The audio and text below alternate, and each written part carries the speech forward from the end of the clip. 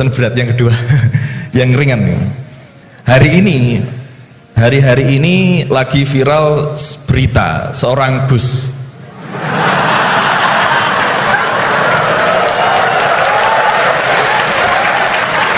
Mohon izin. Yang mungkin berceramah dengan kalimat yang kurang baik, mungkin diniatkan guyon tapi malah melukai hati orang lain. Tapi Masya Allah Gus Baha guyon tapi tidak pernah melukai hati orang lain.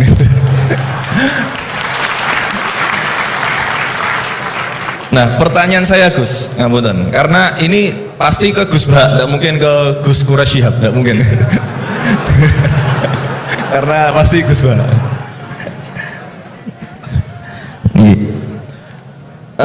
Sebenarnya sejarah panggilan Gus ini seperti apa gitu?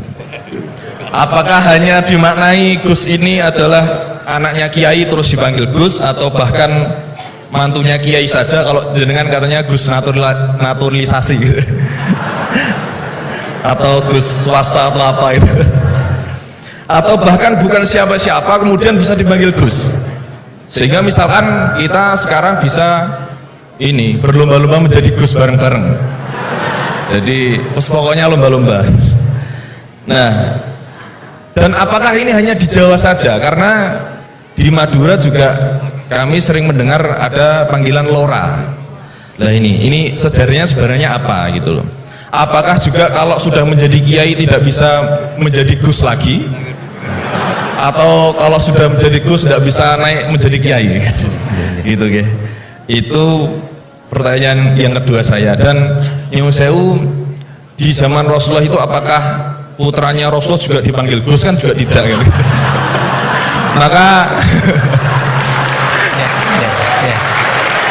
Maka kalau Gus ini tidak ada di zaman Rasulullah, berarti semua Gus ini bid'ah gitu loh.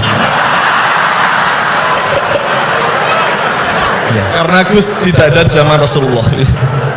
Ngerti gitu. Ya, jadi intinya sejarahnya dan standarisasi Gus itu apa yang orisinil gitu. Yang kalau misalkan di dunia, di Indonesia ini yang Gus orisinil hanya jenengan, berarti semuanya palsuan gitu.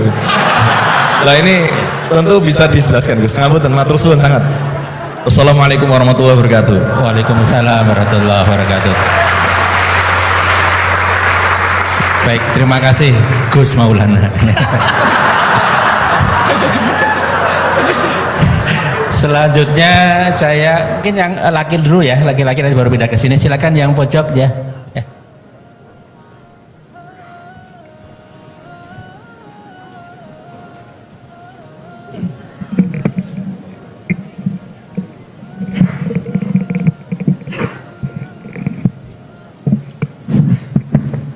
Assalamualaikum warahmatullahi wabarakatuh.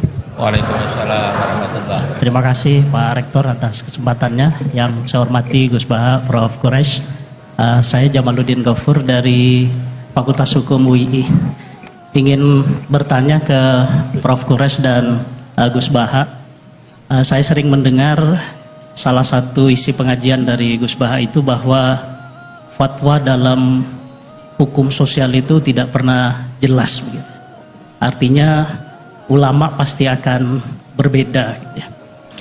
Nah, kami kebetulan di Fakultas Hukum Gus seringkali ditanya orang juga gitu ya, soal bagaimana hukum sesuatu. Dan dalam konteks hukum memang teorinya dan pendapatnya juga beragam gitu ya.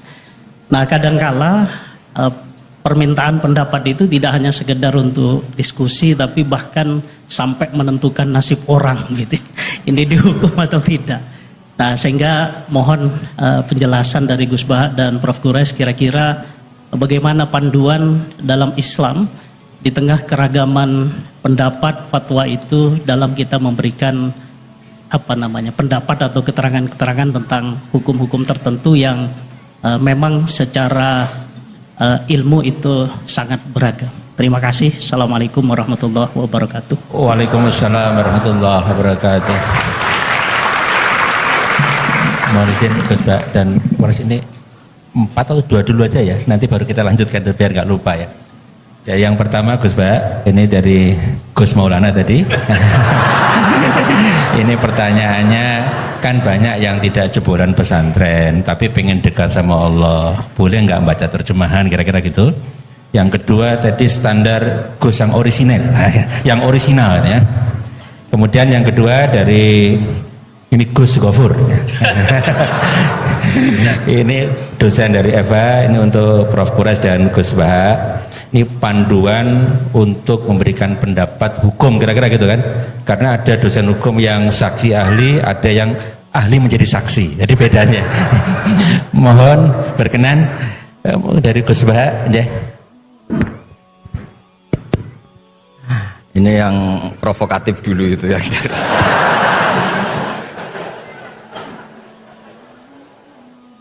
Semoga diampuni oleh Allah Ta'ala. Begini, satu itu saya tidak medsosan, tapi ya dengar-dengar laporan macam-macam lah tentang sekian pihak itu. Begini, saya cerita ini biar sampean tahu bahwa Pak Rektor ngundang saya ini tidak salah kan. Memang benar-benar pemateri yang baik. Ya kalau kata Nabi Yusuf kan ini hafizun alim, orang harus zikru manaki binafsi, orang boleh cerita kelebihannya asal itu faktual. Begini, suatu saat, ini cerita di kitab Ihya, suatu saat Nabi Musa itu sholat istisqa, itu doa apa saja itu sudah dipakai, nggak mandi itu. Nabi Musa nggak mandi, tetap nggak mandi. Kata Allah, inna fihim namaman, di komunitas anda yang ikut sholat itu ada yang tukang adu-adu, namam, provokator. Apakah kamu doa kayak apa tetap tidak akan saya ijabahi. Nabi Musa, ya gampang Gusti, tunjukkan orang itu siapa, nanti saya usir dari majelis.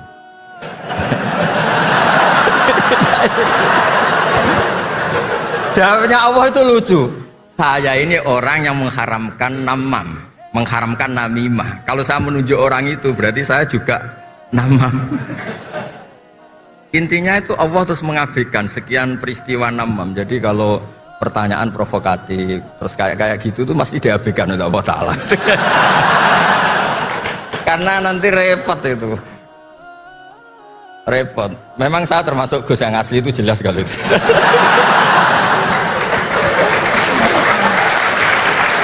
Itu, nah ini Pak Fatullah tahu betul keluarga saya karena beliau orang Jepara ngajinya di Kudus. Ya, terus masalah fatwa tadi, fatwa sosial itu atau memahami pakai terjemah begini seperti yang dikatakan Pak Quraisy. Ada pegangan yang umum kayak sidik, amanat, tabligh, fatwa. Itu memang lewat terjemah nggak apa-apa. Tapi ada terjemah yang nggak mengganti bahasa Arab. Misalnya kata sembahyang, mungkin perasaannya orang Bali sembahyang itu apa, perasaan kita sembahyang itu apa, itu kan subjektif. Misalnya begini, ada ayat yang agak sensitif. Ketika Anda salah paham dengan istri itu wadribuhun, fahjuruhunna fil madhaji wadribuhun. Itu kan riskan betul. Maka pukullah istri kamu. Pukul itu kan konotasinya itu buruk. Tapi di semua tareh, saya bilang tidak sebagian, di semua tareh itu disebut dorban ghairu mubarrihin, mukul yang tidak melukai. Jadi orang Arab itu punya adat kalau kecewa itu dorobu bin ni'al wasau. Jadi mukul itu pakai kain, pakai kacu, pakai. Nah, di Jawa kata mukul itu ya mesti kekerasan itu. Nah, yang jenis ini itu riskan kalau dari bahasa Arab pindah ke Jawa. Jadi ada yang riskan, ada enggak. Nah, sebab itu saya sering bilang, saya ini kan belajar tafsir insya Allah lah, khatam. Cuma saya tidak suka nulis, karena sudah ada yang nulis. Karena saya nulis tetap saja dianggap top Pak Quraisy, jadi tidak usah nulis lah, sudah ada. Begini, yang penting saya menghormati beliau karena nulis khatam. Pentingnya nulis itu memang khatam, mulai awal A sampai Z. Pentingnya khatam itu apa? Di situ ada dialog. Ada dialog Allah sama nabinya, sama kekasihnya, bahkan sama musuhnya. Misalnya sama musuhnya. Itu Nabi Musa masih dibilangi sama Allah, faqula lahu qawlan layyinan. Ini penting saya utarakan. Nah, suatu saat Harun Ar-Rasyid ini didatangi ustadz, mungkin ustadz yang amatir lah, masih latihan ustadz, jadi masih ekstrim itu. Ya Amirul Mukminin, ini nasihun lak, famusyaddidun alaika, fala tajidanna fi nafsika aliyya syai'an. Dia sampai latihan bahasa Arab nanti Pak Rektor. Bukan Anda, Gus naturalisasi tadi, Anda. Saya akan memberi nasihat engkau, kemudian cara nasihat saya itu musyaddid, ekstrim. maka jangan kamu anggap serius. Maksudnya jangan penjarakan saya ketika saya nasihat ke kamu ini kasar. Jawabnya Harun ar-Rasyid itu langsung bilang gini, bilang ya jahil, ini karena Arab. Orang Arab itu kalau ngomong jahil itu tidak sekasar yang kamu bayangkan, karena makanya bahasa Arab itu susah. Saya itu ini cerita ke Pak Quraisy, ini curhat, bukan cerita mufti, curhat. Kiai Jawa kalau maknani wailak waihak itu ciloko kue. Padahal sering Nabi itu kalau kecewa sama seseorang bilang wailak sama waihak. Nah, akhirnya santri tanya, lo katanya Nabi itu halus sopan santun kok ngendikan wailak waihak, yang artinya itu celaka kamu. Ada orang tanya Nabi dan orang itu tidak paham-paham. Nabi ngendikan apa? Sakilat ka umuk. Cek siale mbokmu anak kue. Diterangkan nggak paham. Tapi sarah-sarah kayak kitab Irsyadus Sari itu bilang gini, kalimatu tarohumin wa talatufin. Ini kalimat yang orang Arab tuh merasa dekat sehingga bilang wailak waih. Tapi Kiai Jawa tetap saja maknani ciloko. Masalahnya di konteks itu yang dawuh itu Kanjeng. Nah, sing ngendikan ini orang Solo ini kan gak apa-apa. Kayak bakat gitu aja terus orang gitu. Nah, yang seperti ini nggak bisa dipindah ke terjemah. Dan itu saya teliti dari sekian tradisi. Ya tadi kayak wadribuhun. Makanya terus ulama nyusuli dorban ghairu mubarrihin. Mukul tapi tidak melukai. Karena orang Arab itu biasa kecewa mukul pakai peci. Tapi kalau orang Jawa nggak berbayang mukul. Kedua misalnya contoh mahar. Orang Arab kalau masih mahar itu banyak. Karena jumlah bahar banyak, kemudian setelah suami istri hubungan intim, setelah dicerai itu kadang kepikiran ngambil karena maharnya misalnya alpat 1 miliar gedung, sehingga harus ada pelarangan mengambil ulang mahar. Wa in aradtum istibdala zawji makana zawji wa ataitum ihdahunna qintaran fala ta'khudhu minhu syai'a atakhudunahu buhtana wa itsmam mubina. Terus wa kaifa ta'khuduna? Mahar yang sudah kamu kasihkan jangan kamu tarik lagi. Wong kamu sudah hubungan suami istri kok maharnya ditarik lagi. Jangan. Kenapa ada kata jangan ambil lagi? Karena maharnya itu alpat, gedung, uang 1 miliar. Dulu Pak Rektor ketika nikah itu seperangkat alat sholat, gak dilarang juga gak akan diambil itu. Artinya gini, gak mungkin andikan Quran turun di Indonesia ada kata fala ta'khudhu minhu syai'ah 100.000 seperangkat alat. Saya jadi kiai itu sampai bosen karena tiap nikahkan tuh maharnya seperangkat alat sholat. Itu kalau sudah nikah 10 tahun bentuknya sudah kayak apa ya? Itu nggak usah Allah repot-repot bilang jangan ambil lagi, jangan ambil lagi. Nah, itu kondisi yang antara kita dan tradisi Arab itu beda. Dan saya belajar tafsir sampai segitunya, makanya nggak salah lah kalau saya diundang itu nggak salah. Ya. Maksud saya yang naturalisasi tadi ya tidak usah diundang gitu loh maksudnya. Kalau nggak memenuhi kualifikasi tafsir loh ya. Ya karena kalau nggak memenuhi kualifikasi apa tafsir. Tapi jangan terus ngundang saya terus, nggak mau juga saya. Nah tadi yang pertanyaannya Pak dosen Pak Ghafur tadi. Nanti Pak Quraisy nambahin. Hukum sosial itu memang nggak pernah mengikat di semua sisi ya, karena memang patokannya itu begini. Saya ambilkan contoh di Quran ya, karena ini memang tema tafsir. Di hal-hal sosial itu kekasihnya Allah pun didhawuhi Allah begini. Wa in adri la'allahu fitnatul lakum wa mata'un il akhir. Wa ma adri ma yuf'alu bi wala bikum. Jadi Nabi misalnya mau perang, misalnya perang apa ini, Allah terus bilang, Muhammad kamu tenang saja, pasti menang. Enggak. Karena kalau dibilang begitu nanti kendelnya Nabi atau keberanian Nabi dikirakan ada jaminan tetap. Sehingga nyuwun sewu Nabi juga pernah mengalami perang menang di Badar, pernah mengalami kalah di Uhud. Jadi di bab-bab sosial itu memang Allah membiarkan hukum sosial yang berjalan. Sampai Ibnu Khaldun ngendikan begini, saya masih ingat betul dan itu saya pegang. Nabi sebagai Nabi itu kena aturan hukum sosial. Meskipun beliau punya mukjizat kayak apa, ketemu orang harus santun, ketemu anak kecil harus sayang, ketemu orang sepuh harus hormat. Andai kan Nabi bisa terbang ke langit sekalipun Mi'raj, tapi ketemu anak kecil nampar, ketemu orang sepuh ngeludahi, tetap gak diterima oleh publik.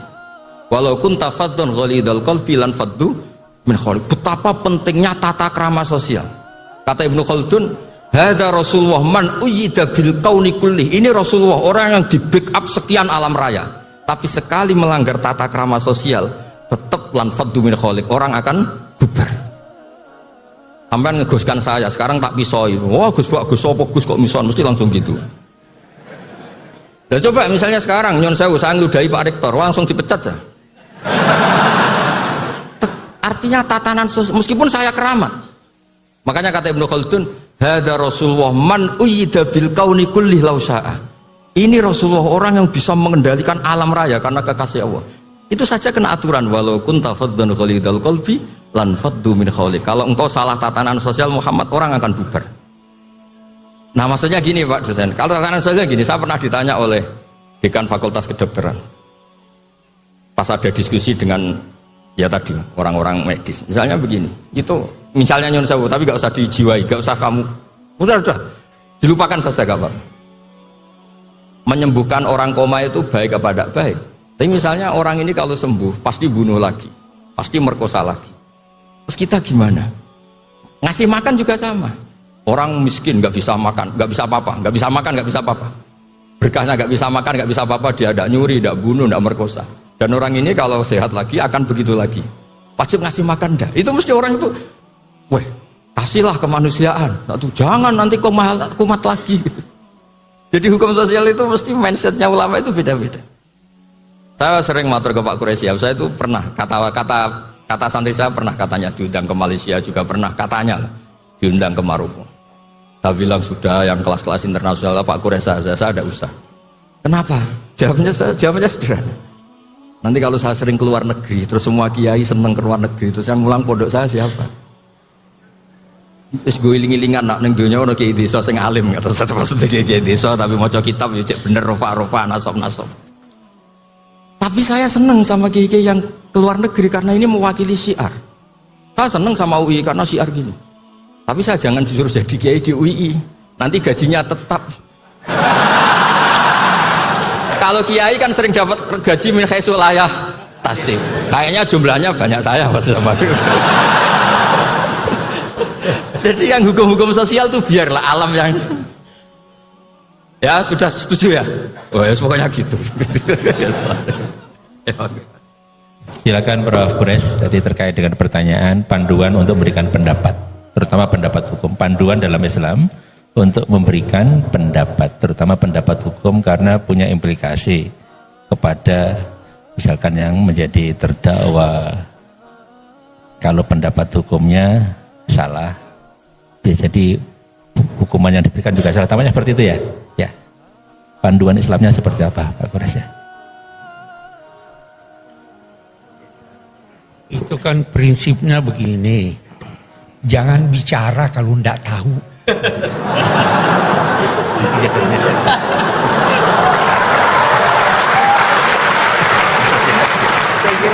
Itu jawaban yang paling singkat.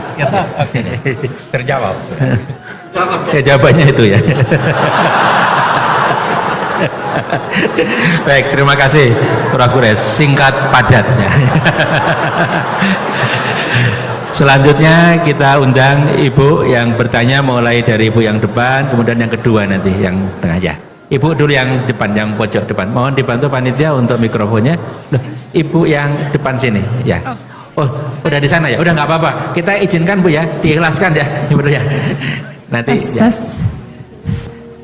Assalamualaikum warahmatullahi wabarakatuh. Waalaikumsalam warahmatullahi wabarakatuh. Pada Gus Baha juga Prof.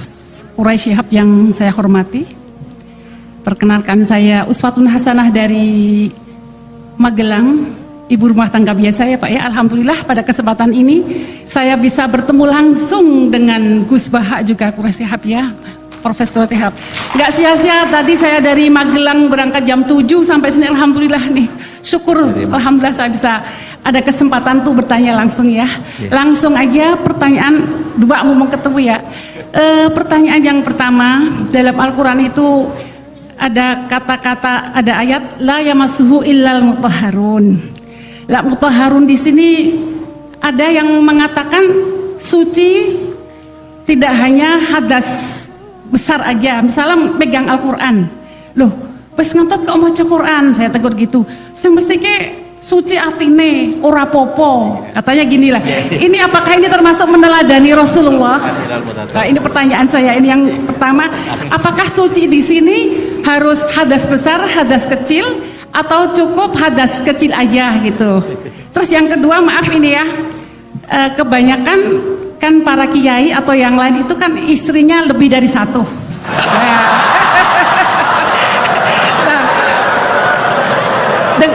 ini ya agak ekstrim juga ya, dengan alasan itba Rasul lebih dari satu katanya gitu. Lah, apakah ini termasuk mempunyai istri lebih dari satu itu termasuk meneladani Rasulullah Sallallahu Alaihi Wasallam gitu ya?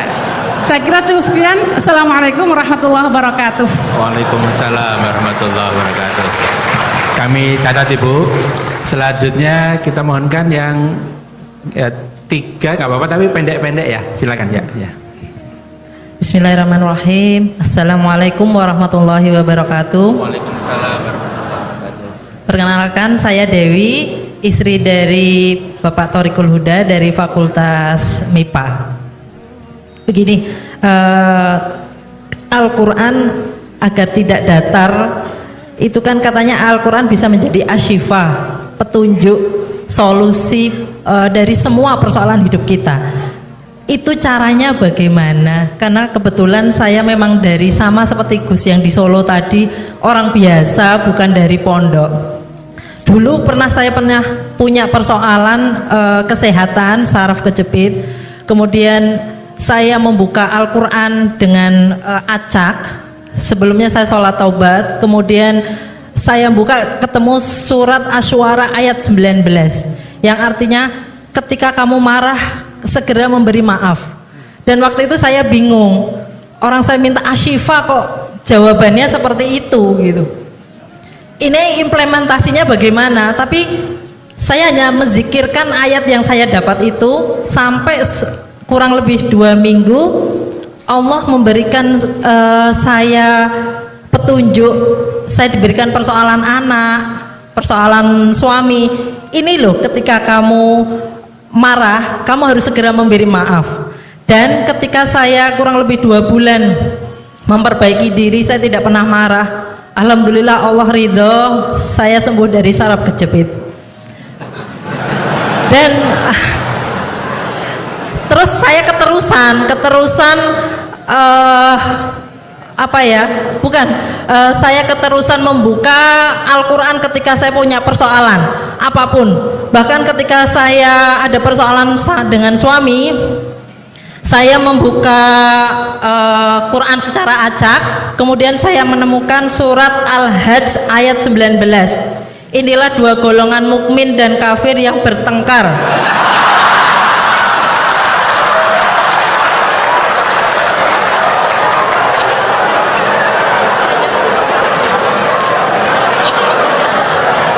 Lanjutkan ya. Mereka bertengkar tentang Tuhan mereka. Bagi orang-orang yang kufur dibuatkan pakaian dari api neraka, ke atas kepala mereka akan disiramkan air yang mendidih. Sewaktu saya dapat ayat itu tuh saya langsung makjleb gitu. Saya nangis, ya Allah, ini yang kafir siapa?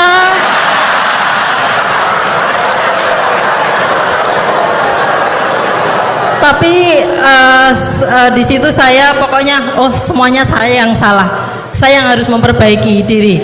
Nah kebetulan kurang lebih 1 minggu suami itu sering lihat YouTube Gus Baha. Alhamdulillah tiba-tiba cerita, Bun, saya dengar Gus Baha tuh intinya ada begini. Jadi saya, loh itu sama seperti ilmu yang saya dapatkan, cuman beda orang. Ternyata kita mendapatkan ilmu tapi beda-beda gitu. Nah ternyata saya merasakan bahwa Al-Quran itu bisa menjadi asyifa, bisa menjadi petunjuk persoalan saya. Nah apakah, pertanyaan saya itu, apakah cara ini betul, benar? Kalau untuk orang awam di sini, kalau kayak Prof Kurai sama Gus Baha kan ahlinya gitu, ahli tafsir gitu kan, mudah gitu menghadapi persoalan. Kalau orang awam seperti kita, bagaimana biar kita itu hidup tetap tenang ketika menghadapi persoalan, bahagia menghadapi persoalan? Mungkin begitu saja, terima kasih. Wassalamualaikum warahmatullahi wabarakatuh. Assalamualaikum warahmatullahi wabarakatuh. Baik, terima kasih Bu Dewi. Sekalian satu lagi Ibu yang pakai jilbab hitam ya.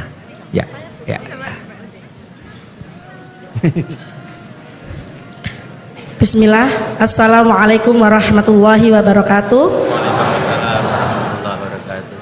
Mohon maaf, jika tadi saya tidak salah dengar ya, bahwa Prof. Quraisy mengatakan bahwa Rasulullah penjelmaan Al-Quran begitu. Nah, yang hanya Mohon sedikit maaf, yang Ibu, saya nama, Bu. Mohon Oh, maaf. nama saya Lis dari Magelang. Oke, Lis, Iya, Lis, ya. iya. Nah, yang sedikit saya pahami, hanya sedikit saja, yaitu kalau Al-Quran itu kan kalamullah ya. Terus kalau Rasul itu adalah penciptaannya. Nah, apakah penjelmaan ini dikatakan sepenuhnya atau mutlak, atau sebagian saja, atau yang seperti apa penjelmaannya ini? Nah, itu saja yang ingin saya tanyakan. Mohon maaf sebelumnya. Jazakallah khairan katsiran. Assalamualaikum warahmatullahi wabarakatuh. Waalaikumsalam warahmatullahi wabarakatuh. Terima kasih Ibu untuk pertanyaannya. Saya ulang Gus Bah dan Prof. Quraisy. Yang pertama Ibu tadi dari Magelang menanyakan terkait dengan ayat la yamassuhul Quran illal mutahharun. Kemudian yang kedua dengan argumen ittiba Rasul istrinya lebih dari satu. Itu gimana Gus tadi? Itu yang kedua.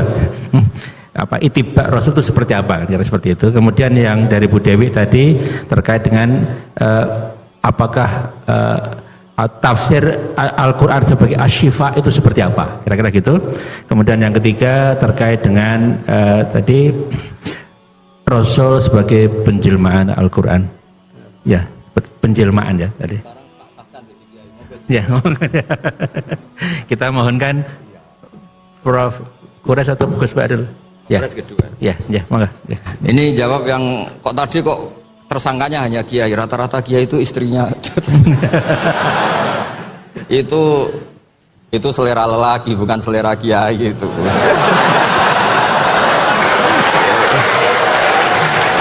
Karena itu di Arab itu banyak yang enggak kiai, istrinya juga. Begini ya, jadi tadi seperti yang dikatakan, ini agak serius, tapi ini bisa menjawab semuanya. Agak saja, bukan serius banget, tapi agak serius, tapi bisa menjawab semuanya. Begini, ini saya hafalkan bukan berarti saya pinter, enggak. Memang ini konstitusi keilmuan, jadi saya hafalkan. Dalam kitab Said Muhammad, termasuk ulama modern yang barusan wafat, beliau kenal sekali sama Said Muhammad bin Alawi. Dalam kitab Manhajus Salaf fi Fahmin Nusus, nanti ini kelihatan semua bisa menjawab. Wa kanat sunnatu Rasulillah sallallahu alaihi wasallam annahu yat'amu ma yajiduhu fi ardi wa yalbasu ma yajiduhu wa yarkabu ma yajiduhu. Terus di situ disimpulkan famanis ta'mala syai'an ya, atau famanis ta'mala ma yajiduhu fi ardi fa huwa al-muttabi' li sunnah. Kama annahu hajjal baita min madinati nafsi faman hajjal baita min madinati nafsi fa huwa al-muttabi' li sunnah. Begini, nanti ini menjadi konstruksi utuh ilmu tafsir. Nanti setelah ngaji ini Pak Rektor sah jadi kiai, karena ini sudah cukup lah untuk jadi kiai. Syaratnya jangan jejer saya. Nyari ibu-ibu atau mak-mak yang jadi korban latihannya, tapi jangan saya. Begini, misalnya tasaddaqa Rasulullah bidinarin. Nabi tentu zaman itu adanya dinar, gak ada rupiah, gak ada dolar.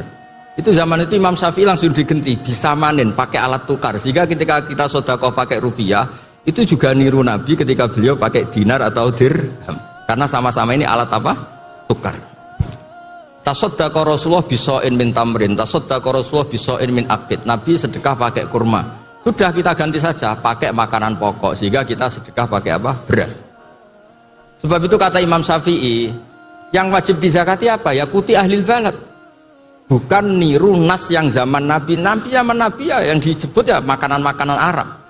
Tapi semua ulama sepakat beras itu harus zakat, karena ini kuti ahlil balad. Padahal Nabi gak pernah menzakati apa?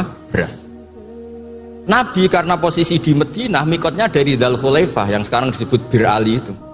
Tapi orang Mekah meskipun ikut Nabi, mikotnya misalnya kamu sedang di Mekah, ya mikotnya ke Tanim atau ke Jirona, atau orang Mekah sendiri nafsu Makkah di bab haji. Intinya itu tidak karena memaksakan ikut Nabi terus orang Mekah mikotnya dari mana? Bir Ali. Jadi hal-hal seperti ini tuh di ranah ilmu tafsir sudah lazim. Nabi itu juga tentang poligami. Saya sering cerita, kalau kamu tidak berani poligami, jangan lalu nggak tahu logika poligami. Saya termasuk umat yang saya yakin husnudzon dicintai Rasulullah SAW. Karena saya itu sinau lama. Bukan ingin jadi rektor, bukan, memang sinau untuk sinau. Juga nggak ingin jadi ketua MUI, ya enggak, sinau untuk sinau. Saya tuh kalau di rumah niru Pak Kures, bikin teh sendiri, bikin kopi sendiri, karena saya ingin nggak terlalu dihormati. Saya tuh kesini tadi ya sama anak saya, pokoknya saya seneng hidup kayak umumnya orang. Begini, kalau Anda tidak berani poligami atau suka poligami, Nabi itu oke sebagai percontohan, tapi sadarlah kamu itu tidak Nabi.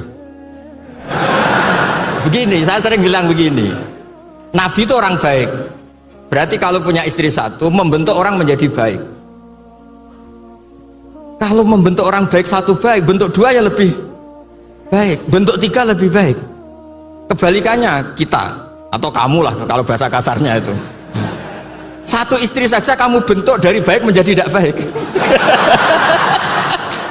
Lah kalau dua malah kayak apa, kalau tiga malah kayak gitu aja. Jadi fikihnya kadang-kadang orang baik itu nggak bisa ditiru, karena tadi nolong orang baik satu baik, nolong dua lebih baik, nolong tiga. Tentu Nabi hubungannya dengan istrinya posisi yang membentuk, yang nolong, yang menjadikan solihah, yang menjadikan lebih baik. Tapi Pak ini apa ada jaminan seperti itu? Tapi ya jangan bilang kalau gitu gak usah poligami, jangan. Wajah-wajah gini kan riskan yang lebih buruk misalnya. Ya sudah begitu saja. Ya, jadi menurut saya itu makanya ini pentingnya fikih. Ada illatul hukmi, ada logika apa? Jadi makanya ketika saya bilang orang yang suka humanisme jangan terus anti perang, meskipun kita nggak suka perang, suka damai. Saya Pak Kures suka damai, tapi jangan anti perang. Karena apa? Andai kan zaman kita dijajah kolonial Belanda Jepang, terus kemudian kita bilang perang itu haram, terus sama Londo monggo daerah akan ketemu Jepang ya monggo, kan ini lucu. Artinya gini, cerita-cerita perang Nabi toh secara akademik ada konteksnya, yaitu mempertahankan apa? Tapi jangan karena Nabi pernah perang, pokoknya yang benar itu perang, damai itu tidak ada hadisnya. Yang nggak ada itu bacaan kamu, bukan hadisnya. Ya jadi kira-kira gitu. Jadi yang wilayah Mas'ulil Mutahharun tadi saya sudah mandatkan ke rektor, itu wilayah sensitif. Ada yang bilang ini urusan NU dan MZU kata Pak Rektor. Ya lagi-lagi itu urusan tafsir ya. Wilayah Mas'ulil Mutahharun itu tidak boleh megang mushaf kecuali yang suci. Nah tentu konsensus banyak ulama, suci itu ya bisa suci dari hadas besar, hadas kecil, bahkan suci dari hati-hati yang kotor. Tapi ada yang bilang sekedar Islam itu sudah bukti suci. Itu wilayah-wilayah tafsir, tapi tetap saja tafsir ini tidak menggantikan teks yang ada di Al-Quran. Misalnya begini, saya sudah nggak punya hadas besar, nggak punya hadas kecil, tapi terus saya megang Quran, pas saya sedang marah sama Anda, mungkin Allah juga nggak suka. Karena saya baca qul a'udzu birabbil falaq min syarri ma khalaq. Ingatnya kamu min syarri ma khalaq itu kamu. Saya berlindung dari Allah dari makhluk-makhluk terjelek karena sedang marah. Makanya kalau sedang marah sama istri jangan baca surat itu. Pasti min syarri ma khalaq, oh yang di rumah itu. Sebab itu ngendikane Nabi ini Pak Kures pasti hafal hadis itu. Iqra'ul Qur'an ma'talafat qulubukum. Kamu baca Quran ketika hati kamu itu stabil. Karena kalau tidak stabil, aduh ya musuh kamu. Misari makhluk istri kamu itu kan terus korbannya banyak.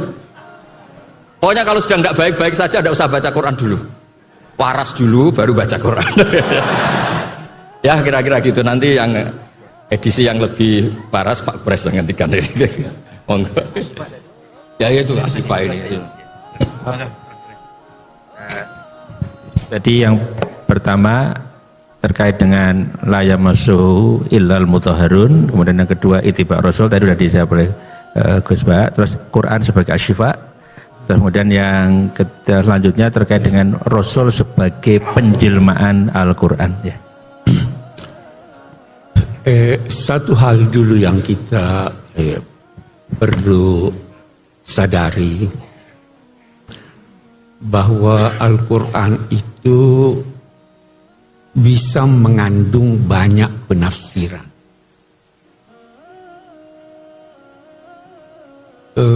Karena itu sulit diterjemahkan. Yang kita bisa lakukan penjelasan umum tentang kandungan maknanya. Kita ambillah misalnya perintah wudhu, wamsahu biru'usikum. Baknya saja itu sudah macam-macam artinya.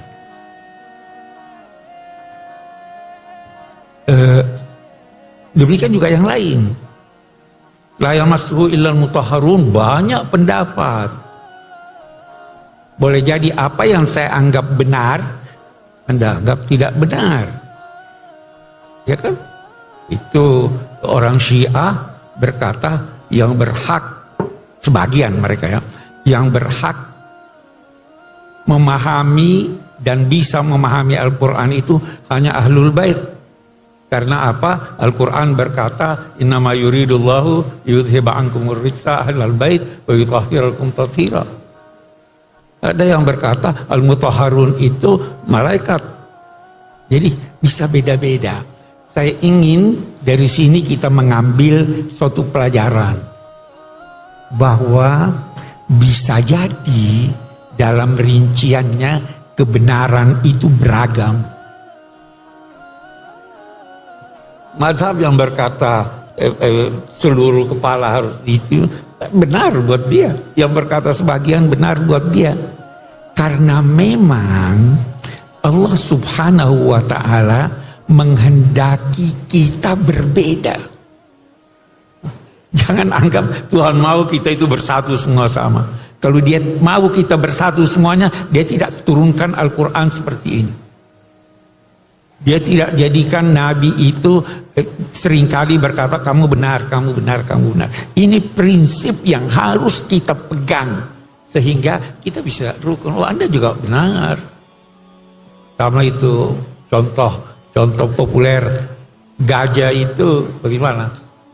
Yang pegang belalainya dia bilang semuanya bisa benar. Itu satu. Seperti halnya saya masuk ilmu baru. Itu saya kira pertanyaan pertama sudah terjawab ya.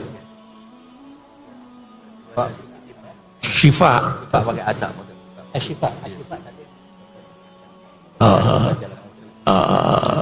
saya tidak pakai itu.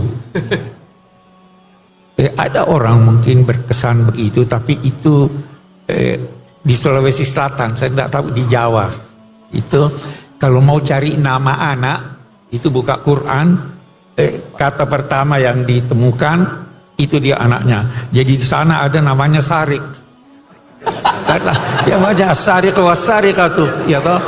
Ada yang itu tidak dia namanya dolim. Dolim, ya toh. Itu tidak diajarkan oleh Nabi. Kita disuruh faham Al-Quran, bukan acak buka begini dan sebagainya. Tidak benar itu.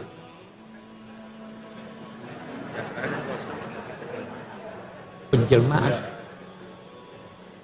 Oh ya, saya kira kembali seperti tadi, kita ingin fahami Al-Quran, lalu kita wujudkan pemahaman itu dalam kegiatan kita sehari-hari. Itu namanya kita menjelmakan. Nah, dan karena kembali lagi, karena pemahaman bisa beda-beda, maka toleransilah orang yang berbeda. Kita bisa bicara banyak soal ini, tapi saya akan ambil secara singkat. Kita di Indonesia, kita beda-beda kan? Tapi ada yang mempersatukan kita. Lebih-lebih umat Islam, ada yang mempersatukan. Yang mempersatukan kita di Indonesia itu ketuhanan yang Maha Esa. Ya kan? Semua kita. Yang mempersatukan umat Islam itu tauhid. Kemarin saya ada hadir satu diskusi, ada yang berkata begini, Gus Baha, yang tidak sholat itu kafir. Saya tanya dia, bagaimana caranya orang masuk Islam? Dia bilang 2 kalimat syahadat. Kalau seandainya dia ucapkan 2 kalimat syahadat setelah subuh jam 8 pagi, dia meninggal jam 11.30 sebelum zuhur, dia dinilai muslim atau tidak? Dia muslim. Sholat tidak menjadikan orang kafir, dia menjadikan berdosa besar, ya kan? Itu satu. Yang mempersatukan kita itu ketuhanan yang Maha Esa sebagai bangsa. Penafsirannya bisa beda-beda. Jangankan antara Muslim dan Kristen, antara Muslim aja penafsiran ketuhanan yang Maha Esa itu sudah beda. Nah, bagaimana caranya kita mewujudkan, menjelmakan ini? mari kita bersangka baik pada Tuhan. Saya beri contoh. Saya mengundang 10 orang ke rumah saya. Saya kasih alamat. Silahkan datang jam 12 siang kita makan siang. Tibalah 3 orang sebelum jam 12. Welcome, ahlan wa sahlan. Tiba 5 orang terlambat. 2 orang tidak mau datang. Yang 5 orang yang terlambat ini sebenarnya dia mau datang tetapi terlambat sudah karena sesat jalan. Dia datang pada saya, apa saya tolak dia? Saya kata, sudah pergi. Atau saya kata, kenapa lambat? Kata, saya mau datang Pak, saya tidak tahu jalannya kesesatan. Tidak mungkin saya tolak. Begitu juga Tuhan menurut hemat saya. Kita antara sama muslim boleh jadi kita salah jalan tuh. Orang Kristen juga kita nilai salah jalan, dia nilai kita salah jalan. Oke deh, tidak usah bertengkar. Kita nanti Tuhan lebih tahu dari kita. Tuhan Maha Baik. Dia bisa memaafkan orang yang bersalah. Apalagi orang yang mau pergi tapi salah jalan. Itu titik temu kita. Itu salah satu bentuk dari penjelmaan kalimat tauhid itu. Kalau Anda mau bertengkar Mu'tazilah dengan ini punya sifat atau tidak sifat, banyak sekali bisa salah, tapi Tuhan Maha Pengasih, Maha Penyayang. Jadi penjelmaannya seperti itu. Selama itu dimungkinkan oleh kata Al-Quran, oleh ayat Al-Quran, kita terima aja walaupun kita beda pendapat. Sebab kalau tidak, bertengkar tidak ada habisnya. Saya kira itu menyangkut penjelmaan. Baik, terima kasih Prof. Quraisy. Gus Bah, Prof. Quraisy, satu sesi lagi dibolehkan? Cukup ya? Oh, cukup ya? Kita cukup. Sampai setengah 12 kan? Ya. Oke, kita sampai setengah 2 pertanyaan gitu nggak apa-apa ya. Tapi singkat padat Ibu Bapak. Singkat padat, setengah 12 kita.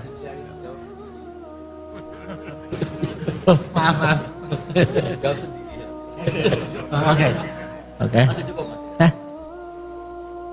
Masih? Oke. Ya. Baik Ibu Bapak, 2 pertanyaan singkat padat ya. Saya yang belakang sana pakai peci ya. Bentar. Ya, yang Anda ya, 1, kemudian Ibu sana 1 ya. Ya. Ya.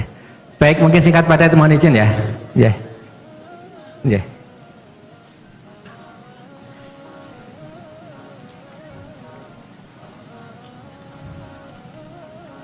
Ya, mungkin bisa dibantu mikrofon.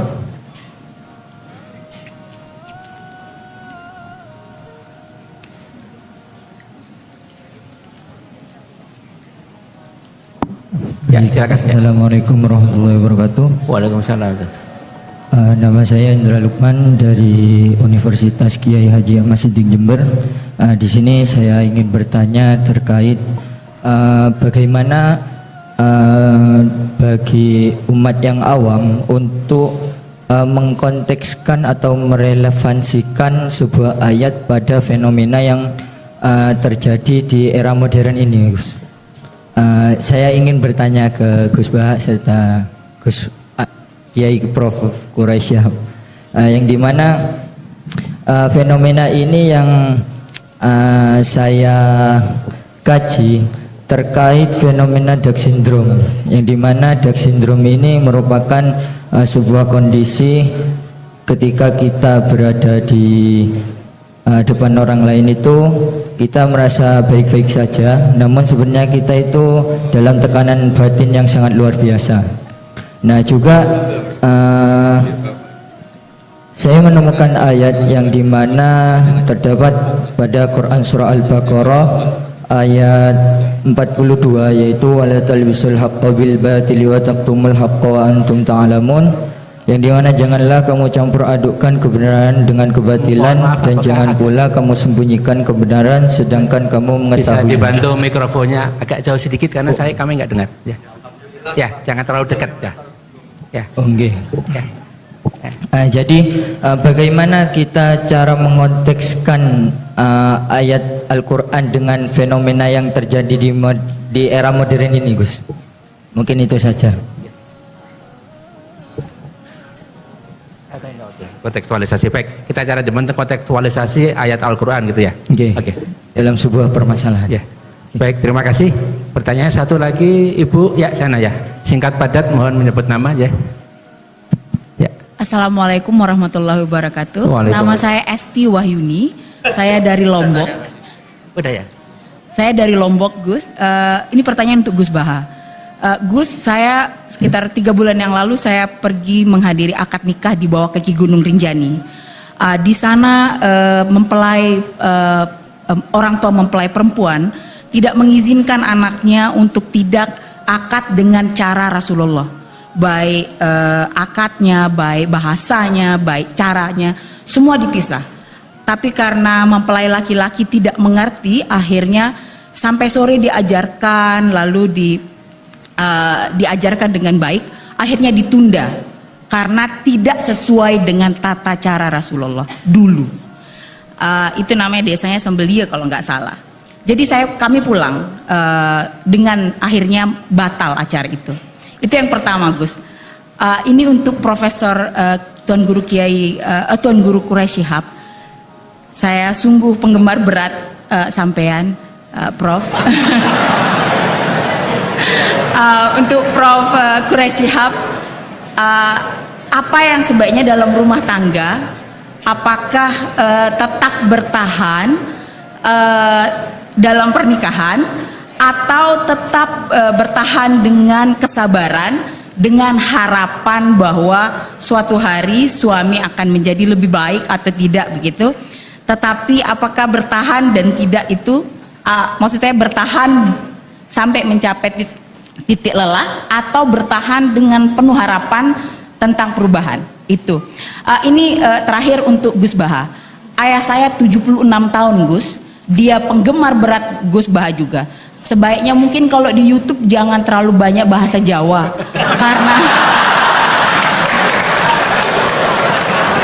karena bapak saya itu penonton terus setiap saat.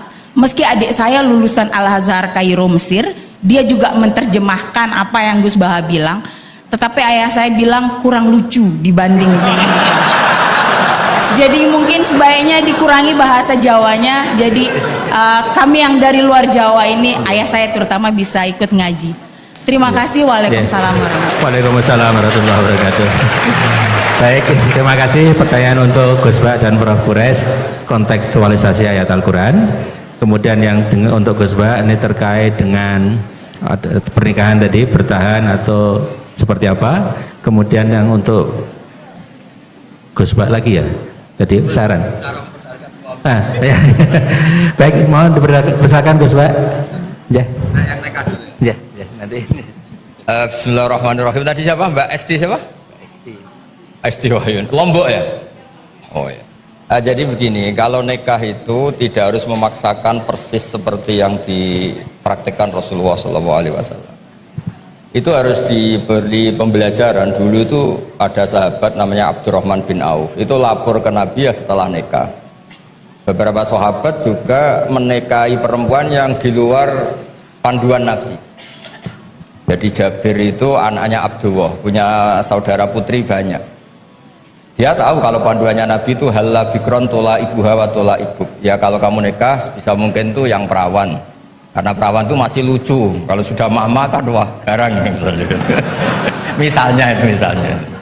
Tola ibuha itu bisa lucu, bisa mula abah. Kalau mama diajak mula abah kan mintanya mahal-mahal. Kalau masih perawan mungkin balon 10.000 sudah cukup itu. Dan Nabi memang ngendikan halla bikron tola ibuha wa tola ibak. Terus sampai ngendikan fainal jariyah ardolil yasir, karena kalau fainal bikro itu ardolil yasir, kalau masih perawan itu sedikit-sedikit harta sudah cukup itu. Kalau sudah mama kayaknya alhamdulillah tidak cukup. Tapi tidak cukup itu juga bagus. Ini bukan menghina mama, justru bagus. Uang kebutuhannya banyak, udah dikasih sedikit, memang harus dikomplain itu, memang harus dikomplain. Nah begini, ternyata Jabir ini menikahi janda. Ketika nikahi janda, Nabi tanya, kenapa engkau nikahi janda? Panduan saya itu perawan. Saya punya saudari, putri-putri banyak. Makanya saya nggak mau nikahi perempuan yang seumuran dengan saudara-saudara saya. Tapi saya nikahi perempuan yang bisa mensisiri adik-adik saya, bisa merumat. Terus Nabi bilang, ahsanta asobta. Oke, kamu benar. Itu bukti bahwa di hal-hal sosial itu yang dikenal Nabi itu bisa dinego, bisa dinego. Jadi beberapa sahabat juga nikah nggak dihadiri Nabi, bahkan Nabi taunya terlambat. Ada sahabat matur, loh kamu kok tersenyum-senyum kenapa? Habis nikah ya Nabi. Terus kam sukta ilaiha, kamu ngasih mahar berapa? Wasna nawatin min dahabin, ini sekitar gini. Terus Nabi ngendikan aulim walau bisatin, ya kamu harus ada pesta-pesta kecil lah supaya teman-teman kamu tahu. Jadi selalu ada ketidaksempurnaan dalam nikah. Yang penting itu sah. Itu harus dilatih berkali-kali.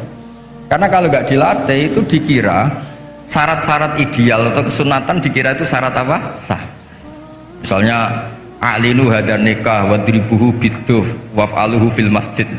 Nikah itu harus dimaklumatkan, lakukan di masjid dan pakai terbang. Itu sahabat tahu semua, ulama tahu semua.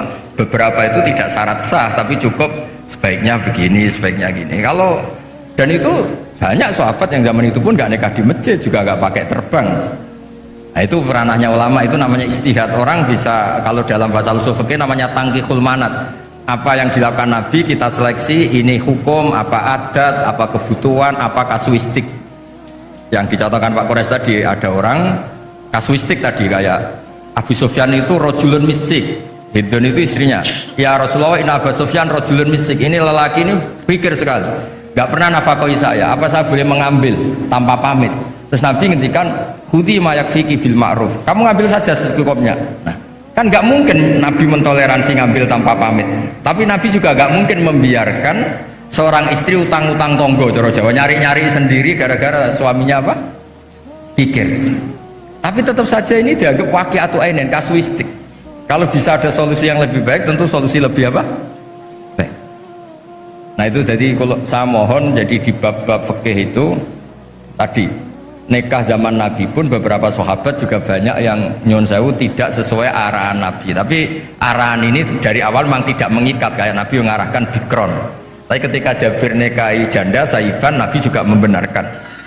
Jadi banyaklah cerita-cerita seperti itu. Ada sahabat yang milih sering sowan Nabi karena cinta, ada yang milih enggak karena takut ganggu Nabi. Makanya ada sahabat ditanya, bagaimana wajah Rasulullah SAW? Dia menangis sekeras-kerasnya. Saya tidak pernah melihat. Loh, Anda kan sahabat sering datang ke masjid Nabi.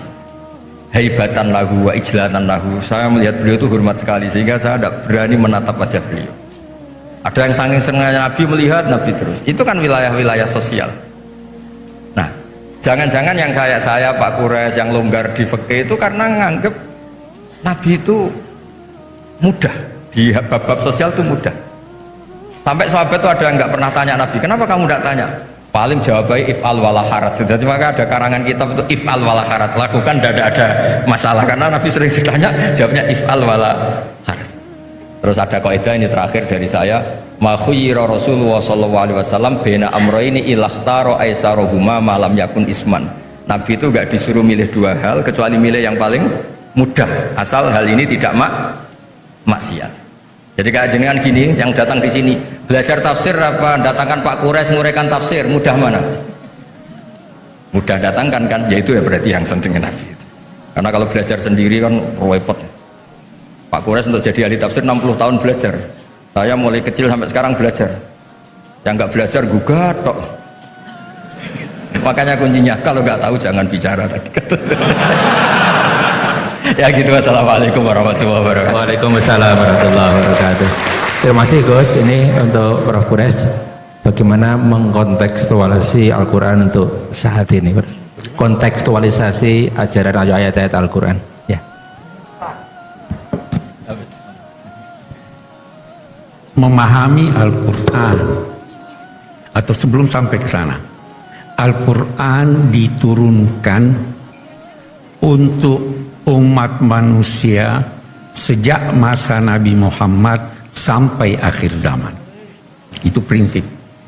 Yang kedua, Al-Quran karena diturunkan Allah untuk seluruh manusia sampai akhir zaman, maka pasti kandungannya dan dituntut oleh ulama untuk memahaminya yang sesuai dengan perkembangan masanya. Itu pasti. Adanya perkembangan masyarakat menjadikan masyarakat masa lalu sedikit atau banyak pasti berbeda dengan masyarakat kita. Dan karena itu penafsiran masa lalu tidak mutlak harus kita pegang. Kita perlu untuk memberi pemahaman baru terhadap ayat-ayat Al-Quran, tetapi dengan syarat yang memberi pemahaman baru itu adalah mereka yang memenuhi syarat-syarat penafsiran. Orang yang kayak Gus Baha ini bolehlah, ya toh? Karena bukan setiap orang menafsirkan ini dan sebagainya. Nah, dalam perkembangan terakhir saya insya Allah minggu depan akan bicara dalam satu seminar tentang itu. Dalam perkembangan terakhir tafsir itu ada yang dinamai tafsir maqasidi. Anda harus baca ayat itu dan di balik ayat itu atau di balik surah atau di balik Al-Quran itu ada tujuannya. Jangan cuma, kita ambil contoh pemilu yang lalu di Jakarta, ribut Al-Maidah 51. Keributan itu karena tidak mengerti Al-Quran, tidak mengerti apa arti aulia, tidak mengerti ada kata di dalam Al-Quran. Tadi Gus Baha sudah singgung, ada kata di dalam Al-Quran yang kita tidak bisa terjemahkan secara harfiah. Saya ambil contoh kalau dari hadis, bentar saya beri contoh dalam Al-Quran. Nabi bersabda, saya ingin salat dikumandangkan, kemudian saya suruh seorang jadi imam salat, baru qamat, baru saya mau pergi bersama sekian banyak orang membawa kayu bakar untuk membakar rumah-rumah muslim yang tidak ke masjid salat. Apa memang wajib ke masjid? Tidak kan? Kenapa Nabi mau bakar? Anda harus paham bahwa ada yang dinamai penekanan, istilah dalam tafsir taglid ini untuk memberikan ini perlu. Bukan berarti memang Nabi mau ini. Memang berarti bahwa Nabi memang mau bakar. Itu banyak begitu. Jadi kita harus paham ini. Berdasarlah ulama-ulama lalu telah memberikan penafsiran, pencerahan untuk masyarakatnya. Ulama masa kini dituntut untuk memberi penafsiran dan pencerahan untuk masyarakat walaupun berbeda dengan yang lalu selama masih dimungkinkan oleh teks. Saya kira itu. Baik, terima kasih Prof. Quraisy, kita beri tepuk tangan Bapak. Alhamdulillah kita sudah di penghujung acara dan kita sudah melakukan ngaji bareng sejak tadi jam 9 lebih sedikit. Saya yakin banyak hal yang bisa kita pelajari. Dan sekali lagi atas nama Universitas Islam Indonesia saya mengucapkan terima kasih yang luar biasa pada Gus Baha dan Prof. Quraisy dan juga yang membersamai termasuk Mbak Naswa yang mengawal Prof. Quraisy dari Jakarta, dan juga pada tamu-tamu kehormatan yang hadir di sini baik dari UI maupun luar UI. Ada pimpinan dari USM Universitas Semarang, ada beberapa hadir, kemudian ada dari Yayasan, ini Pak Sekretaris Pembina Yayasan hadir bersama kita, dan juga beberapa bersama jamaah, dan juga Pak Hafidz Hasrom, beliau adalah DPD dari DIY periode yang lalu. Beliau dekat dengan UI, orang Jepara juga Bapak. Dan Ibu Bapak semuanya yang mohon maaf tidak bisa saya sebut satu persatu tanpa mengurangi rasa hormat. Mari kita syukuri hari ini dengan membaca hamdalah bersama-sama. Alhamdulillahirrabbilalamin. Mohon maaf jika ada yang kurang berkenan. Wassalamualaikum warahmatullahi wabarakatuh. Waalaikumsalam warahmatullahi wabarakatuh.